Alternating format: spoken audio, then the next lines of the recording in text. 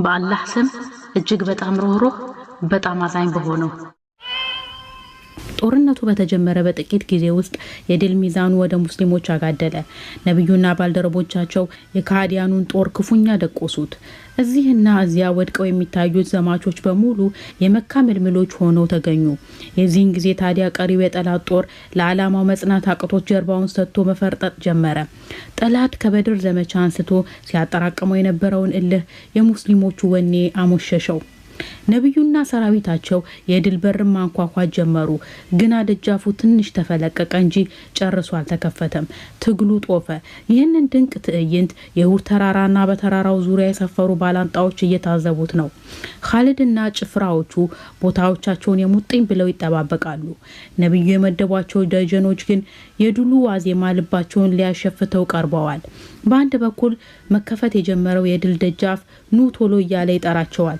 በሌላ በኩል ደግሞ አሞራ ስጋችንን ሲከፋፍለው ብታዩ እንኳን የሚለው የነብዩ ጥብቅ ትዕዛዝ ጆሮአቸው ላይ ያቃጭላል። የተጣረሰ ስሜት ሆነ። ከጥቂት ቆይታ በኋላ በጣት ከሚቆጠሩ ቀስተኞች በቀር የተራራው ደጀኖች በሙሉ የነብዩን ሰለላሁ ዐለይሂ ወሰለም ትዕዛዝ ጥሰው የጦር አውድማውን ተቀላቀሉ።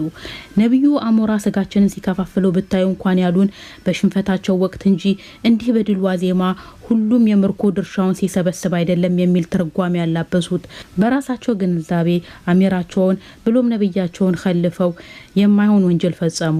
ይህ ወንጀል ተራ ወንጀል አይደለም። ይህ ወንጀል የጦር ወንጀል ነው። በዚህ ዘመን በሞት የሚያስቀጣ ከባድ ወንጀል ነው። የዚህን ጊዜ ታዲያ አዛማዶ ድምጹን አጥፍቶና ምራቁን ውጦ ሲያንዣብብ የቆየው ሻምበል ኻሊድ ኢብኑ ወሊድ ፈረሱን ኮለኮላት።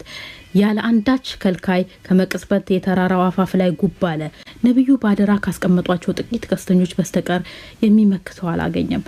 ሻምበሉና ጭፍሮቹ የቀሩትን ደጀኖች በሙሉ ጀናዛቸው እስካይለይ ድረስ ቆራረጣቸው።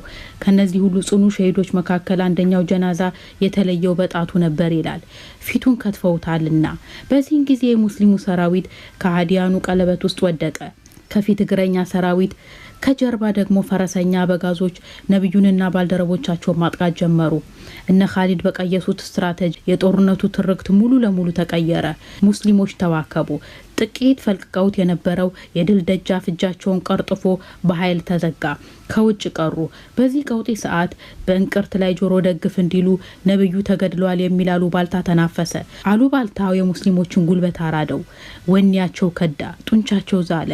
ትርምሱ በጎን ያለን ሰው ለመለየት የማያስችል መልኩ ቅጡን አጣ። የሰራዊቱ አሰላለፍ ተፋለሰ።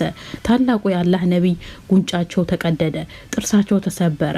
የሆነ ሆኖ በስተመጨረሻ የአላህ ፈቃድ ሆኖ ሙስሊሞች ከካህዲያን ቀለበት አምልጠው ወጡ።